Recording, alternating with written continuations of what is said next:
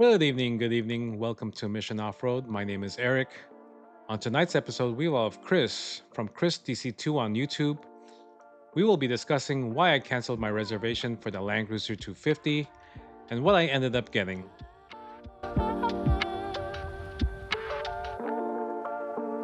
Hey Chris, what's up? Hey, how's it going, man? Long time no see.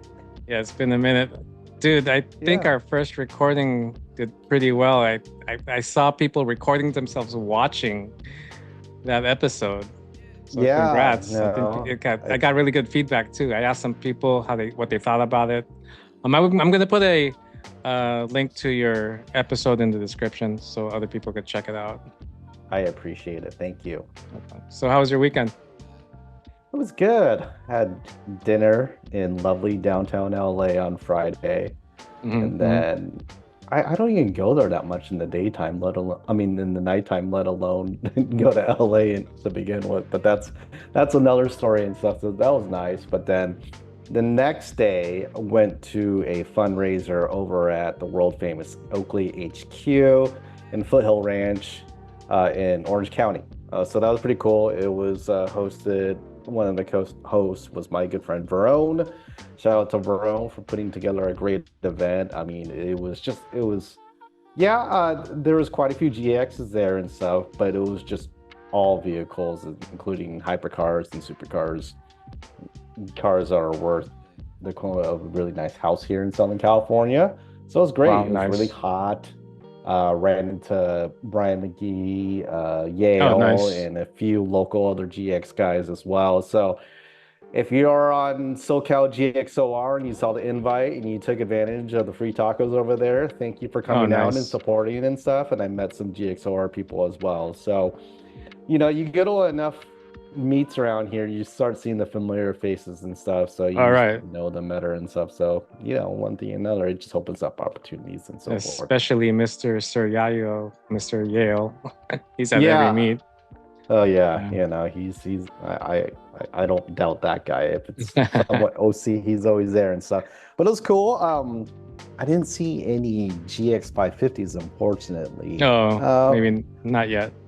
Yeah, but I got something cooking in the works that Oh, we could talk cool. about later Looking on forward in the to it. video Yeah. and stuff. Yeah. Awesome. So How's your weekend? my weekend was really good. We had my niece turned 1, so that's really cool. We had a Nice. party at my mom's. My mom lives in LA, and it was shockingly hot. It's usually not that hot, so the weather was quite Hmm. warm in the heart of LA in the midtown area. But really excited because her parents are now willing to take her camping, and we're gonna hit up uh, Toyo Tires event in Big Bear next month. Trail Pass. Yes, Trail Yeah. Pass.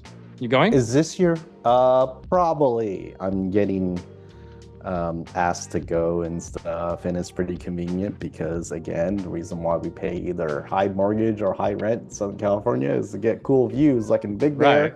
Bear. Yeah. Which is about 2.5 hours from here on a typical Mhm. weekend stuff. Have you been to a Trail Pass event? Yes, my first time was last year, and I loved it. Yeah. That private ranch is great. It was very well Yeah. organized, and I couldn't believe Mhm. how generous Toyo Tires is with the giveaways and having the location for free for people who sign up. It was great. I couldn't believe it. That's why we're going back, and I rallied as many friends and family to join me. So it's gonna be good this year. Yeah, no, they go all out and stuff, and they're all in on when it comes to when they throw events. So yeah, no, I'll probably see you there. Yeah, cool, awesome. So Yeah. for today's episode, I'm gonna talk about my journey with the whole Land Cruiser 250 announcement and to getting the deposit and ultimately revealing what I ended up getting in the end. Mhm. It was, as you know, I'm a Land Cruiser fanatic. My other Instagram account is FJ Gear, and I do my best to keep it Land Cruiser related. Yeah. I have two Land Cruisers, but the counts.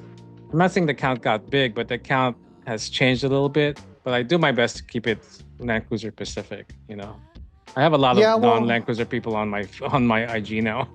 yeah, well, here's the thing. I think the allure of going to FJ Gear and stuff is like you put funny memes there that a lot of these Land Cruiser people can relate to, especially the ebbs and flows, especially the pains of getting new parts or sourcing new parts. Just to restore a Land Cruiser, or if you come across an opportunity, if you're driving through a neighborhood, you see a nice 80 series on the street, Right, and you got to leave a note, so on and so forth. But so right. I think it's great because a lot of people can very much relate to the gospel that you like to preach every Yeah. week. Yeah, it's cool because it's funny how my personal experience, when I translate that into some meme or joke, when it goes viral, it just tells me that I'm not alone. Everyone else experiences and feels the same way about their passion towards a vehicle. I'm sure it's Yeah, the same thing for GX, yeah, no. But so why did you pick the Land Cruiser? I mean, what was the I mean, because Toyota makes other, great products as well and stuff, but why the Land Cruiser? Well, the heritage and the reliability factor, the big thing that people always talk about when it comes to Land Cruisers is, don't quote me on this, but I believe it is designed to last 25 years in a third world country. So if that's the goal of this product, imagine how long it will last in a first world country, with Yeah. maintenance and whatnot. So Hmm. that's why you see so many Land Cruisers out there, even from the early 60s, from the late 60s, the first FJ40, they're still around. I saw one at Costco a couple of months ago, and I decided to shoot the breeze with the owner, and we were just talking it up in the parking lot. Yeah. So it's a culture. It's not a or a cult for some people, but it's really Sure. enjoyable. Everyone loves their Land Cruisers, and every generation has their own following, but a certain appreciation for it. So I was excited, you know, when we heard that the Land Cruiser 200 series was canceled. Um, I don't know if anyone knew that Toyota would turn around in a couple of years and release something new.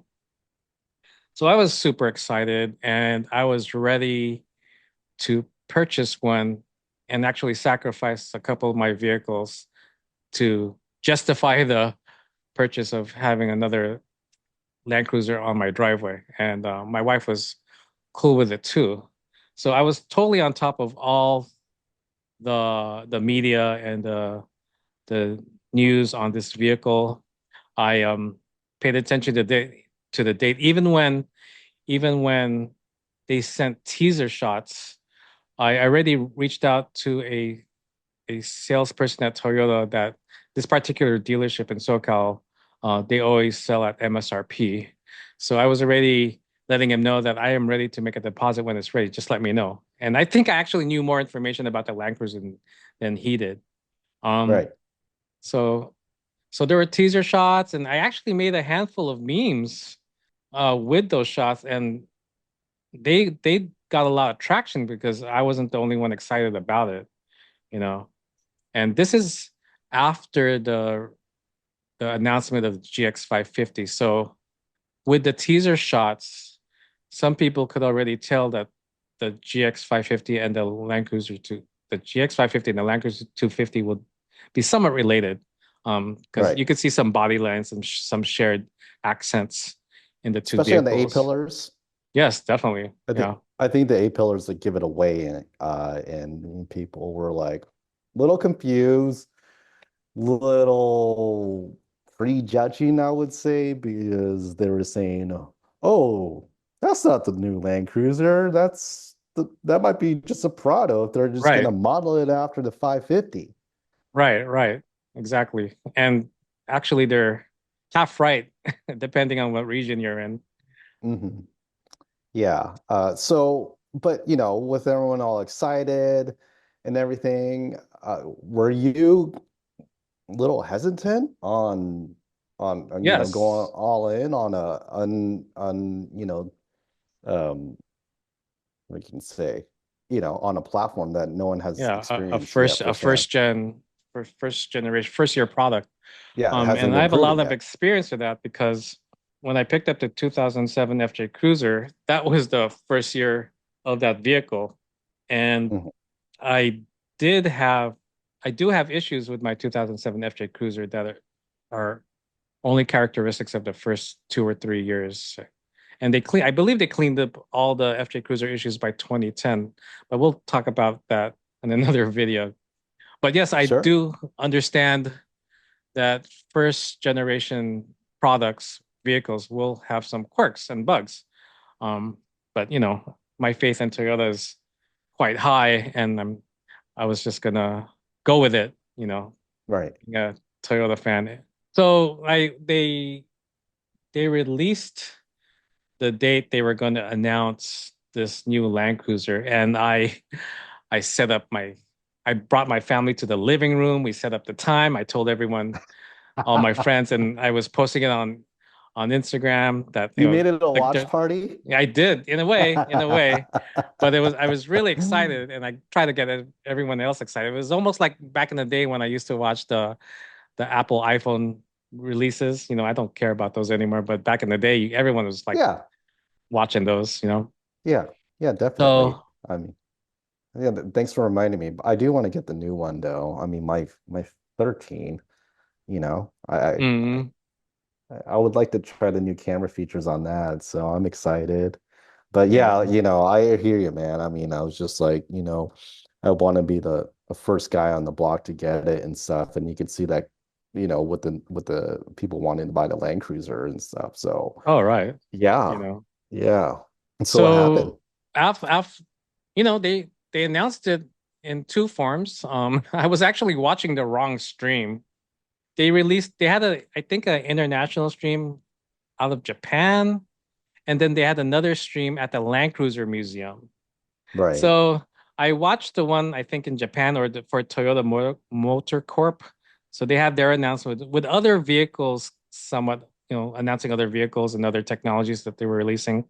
And then I had to watch the repeat of the one at the Toyota Land Cruiser Museum. So either way, I mean, I was excited. It was real. A lot of the speculation was true. A lot of surprises, and that's when things somewhat changed when the reality of the features of this new Land Cruiser came to fruition.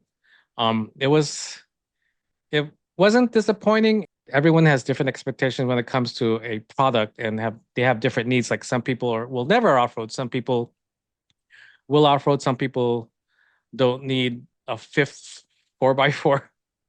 So again, when they released some of the features of the new Land Cruiser, it changed my perspective. And whatever I'm about to say may sound negative, but that doesn't mean I don't like the new Land Cruiser 250. I certainly do. And if things were different, I most likely would buy a Land Cruiser 250. And who knows, maybe in the future I will. But Right. let me talk about the things that stood out to me and again are based on what I need. The reason we were even shopping for our cars because we used to have a 2016 Chevy Tahoe 4x4, and that's like the family hauler. So I was hoping the new Land Cruiser could just totally take the place of that vehicle. But the first thing that stood out was the fact that the new Land Cruiser does not have a third row. Mm. And that is because the hybrid battery pack sits in the back. So there is no space exactly, it's too high and there's no space for the third row. Ironically, there's a variation of the Land Cruiser 250 or AKA Prado overseas that is not hybrid and they have a third row. So Ah, yeah. So yeah, too bad for the interesting. US. The other thing that stood out to me was the fact that there is no tailgate in the Land Cruiser 250. And some might think that's not a big deal, but I have two Land Cruisers with a tailgate and I use that all the time. Sometimes it's like the main dining table at camp. Right. Um, and it's so convenient. It has so many features, and the concept of a tailgate party totally revolves around that feature. And I was somewhat bummed that it didn't have that. Throughout the all the way, I think by the with the FJ60, no, even the FJ55, I believe have tailgates. So it's a feature that they removed, and I know it disappointed some people. Yeah, the Um, purists. right. The other thing that stood out to me, not in a negative way, was the fact that it is hybrid, and I believe it gets around 22 mpg combined. So that was appealing right Combined. there. That was a Okay. plus. Because all my 4x4s get low teens, like extremely low teens, like 11 teen. So I it's hear you on that. yeah. I hear you on that. If I'm driving around town, not on the highway, um, I get around 10 miles a gallon on my GX. And for those that you who don't know, I have a GX that's probably around 6,300 vehicle weight on average. I walk around 6,300, and that consists of 35-inch tires and a secondary 24-gallon tank. So she's a big girl. Mm, Even though if it's re-geared to 456, it's around 10. But actually, highway, if I'm like traveling 60%, 70% on the highway, I get around 14, believe it so or what? not. Yeah. And that's good for people like us. We'd be excited to see 14. Yeah. Yeah. Yeah. No. So no, I get it. What's what's going into my head right now is that I'm going to ask you, what about the Orbital Plus GX 550 that comes with the third row? Right. Well, the problem is I didn't put it down. I didn't put a reservation on that. And when I was going back and forth on what to get, when I eventually called um Lexus, a Lexus dealership that also claims to have MSRP prices, they said it was a 2-year wait. So I Jeez. think I missed my window there. Dewey, our friend Dewey, Yeah. had the reservation, and I was waiting for him to possibly, I don't know, offer it to me or sell it to me, but You should that have never nagged happened. him. I know I probably should have, you know. So the other thing that stood out was the whole four-cylinder engine. You know, now I'm not gonna claim Hmm. to be an engineer or know anything about um that type of technology. I am someone that trusts Toyota, and if Toyota says they are releasing a four-cylinder turbo hybrid with huge HP and torque numbers, then so be it. They're releasing a very powerful engine that's more powerful spec-wise than their 5.7 V8, as far as I know. I believe it is. I'll put 2.4 the numbers up. iForce Max. No, yeah, no, I actually I did it for you if you don't mind. 326 What? horsepower, 465 foot-pounds of torque. Geez, yeah. I That's mean, plenty. that's plenty. But of course, the internet went crazy, and all they want to say is four cylinder, four cylinder, four cylinder. They want to mention the torque and HP numbers you just shared with us. But Yeah. they have reasons for it. I mean, I don't know. I've asked a handful of people and some mechanics what they feel about it, and they didn't really actually have anything conclusive to say. There's a I forget his name.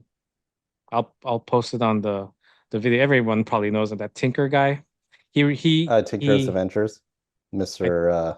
WizKid that right. like He had a interviews the engineers and everything. and he did, yeah. And they tried to explain to him what they did, what makes this engine different, which allows it to produce such big numbers, even in a four-cylinder configuration. So if anyone wants to check that out, I'll put the link to that video over there.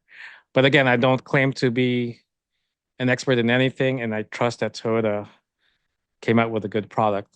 I mean, let's Right. not talk about the Tundra right now, but different story. That's installer error.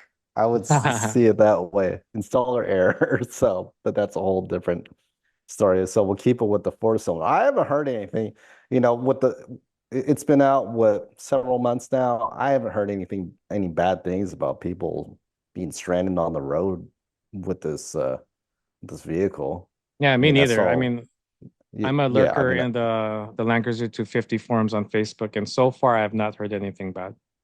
yeah, Yeah. I should actually talk to Ben over at Dissent. He just got done completing Rubicon Yeah, in the 250 that he built, and that thing is just it's a nasty girl and I stuff. know. But I don't think he ran into any issues. If anything, he's very straightforward about when things go bad. So, but He's yeah, I mean, absolutely yeah, people are proving it then and there and stuff. So I have confidence in this vehicle. And I think it's going to be a great buy in a few years and stuff because I don't foresee Toyota doing any major updates, what they do with the rest of their vehicles. I mean, how many years it took us to for them to release the Forerunner? It's not even released like yet. 11 10 plus years, over 11 10 years. years. Yeah, but 2009 it debuted. No, 2010, right? Yeah, 2010. Yes, 2010, I think. Yeah, And and then it's finally going to debut and in the summer. So that's around 14 years. right. Yeah. So I like that thing. I think I guess if I were to, I don't know, the 550 is pretty badass. So if I were to pick from the new TNGA-F platform Hmm.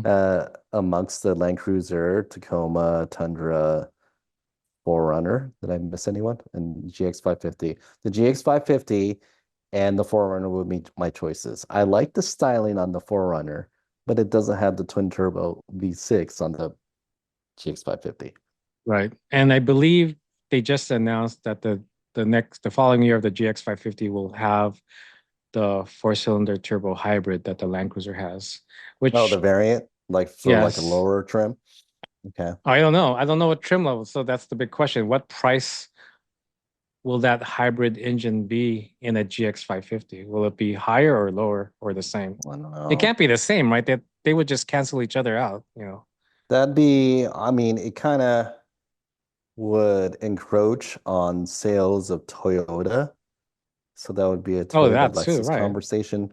Yeah, Right. because I mean, I'm seeing Overtrail it's going for around 82 right now. Mm.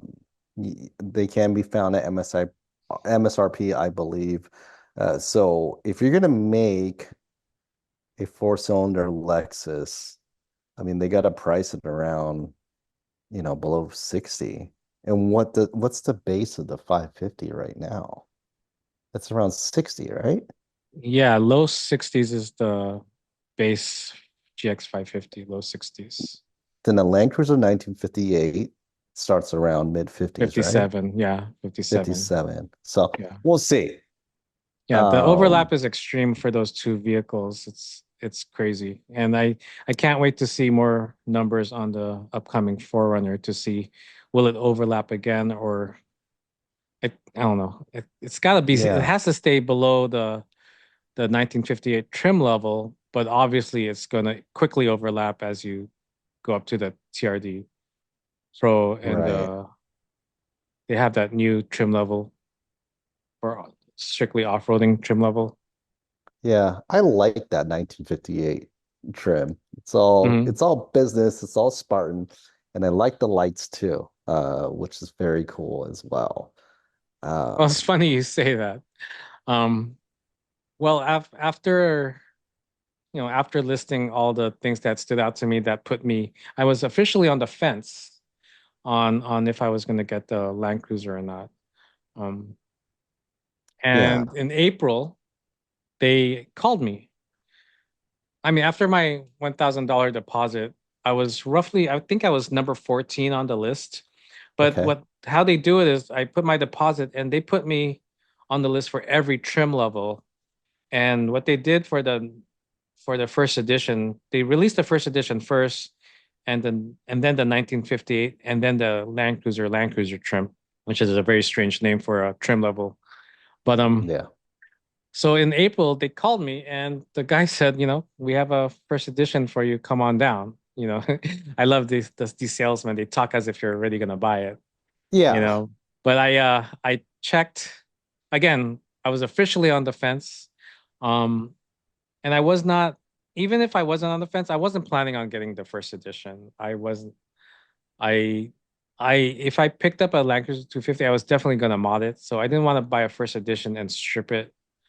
There's some people that do that all the time, but I'm not the type to buy something pay extra for features that I'm gonna remove. So Right. and another reason we didn't get this first edition is my wife and I said from the get-go we didn't want to get round lights. That's you said you like the round lights. I like round lights I too. like the red lights. I Yeah, we don't don't like the hate the tri round lights, but what's the reason it's we a triple one on the Land Cruiser trim, right? right, yeah, the rectangle lights, Okay. but there's like triple beams in there. We Hmm. didn't want the round lights because we have two vehicles with round lights. It just seems like excessive. The FJ Cruiser has round lights, the FJ60 has round Mm. lights. So that was just a personal preference thing, and we were cool with getting the middle trim for those reasons. But after skipping out on that first edition, I did more shopping and a month or two passed since that phone call. And come June, we ended up with a Lexus LX 570, a 2017 Lexus Nice. LX 570. There's a lot of reasons we picked that up, and it again going back to the whole idea of trying to replace something that was similar to the Chevy Tahoe in dimensions. Um, Dimension wise. yeah, Did you get your tailgate back? yes, yes I did. The LX 570 does have a tailgate. I mean, the LX 570 is just another version of the Land Cruiser 200. Um, the Land Cruiser 200 is also a luxury vehicle, but has basic features that are upgradable to you could rough it out more. Plenty of people build out their LX 570s. I I'm not love sure it. how far I'll go with it. Yeah, It's just a go ahead. no, I mean I love it when people, aren't afraid to mess with their 570s because it's such a high dollar vehicle, but they just don't care. I notice I see them more when I used to travel to like Utah and Colorado, more over there than down here in California, which is weird. And and it's funny. Last time I was in Moab, the first time I ever came encountered a LX 600, the new 300 Yes, series, right. was in it was in Moab, and it was on that main road where everybody. I know. I think that main road in Moab, everybody likes to show off their vehicles and stuff. And Wow. yeah, this 600 was towing a boat like right off Hmm. the bat, and this was only like I would say I estimate it was probably like 2 months after it launched, and I'm like, this guy's cool. So I like Nice. seeing the big bodies like the 200 series and the 300 series, especially when it's a Lexus line, get used and stuff. And there's some really cool products out there. I mean, namely the first like mod I could think of if I had a 200 series like you, it would probably be the King 3.0 Mm, coilovers from Total Chaos and the rears as well. right. So I'm excited to see what you're gonna do with the thing. You know, um, I'm sure it's gonna look real cool when you get to where you want to be. I hope so.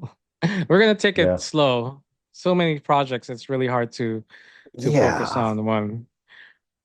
I don't know how you do it, man. I'm like, it's like what for me. I mean, I just have my GX and I just focus on that and stuff. I think if I were to get another car, I'd be pretty broke. I mean, I'm already broke as is, but I don't know how other people do it with multiple vehicles and stuff. Well, you have the Civic too. Let's not forget that.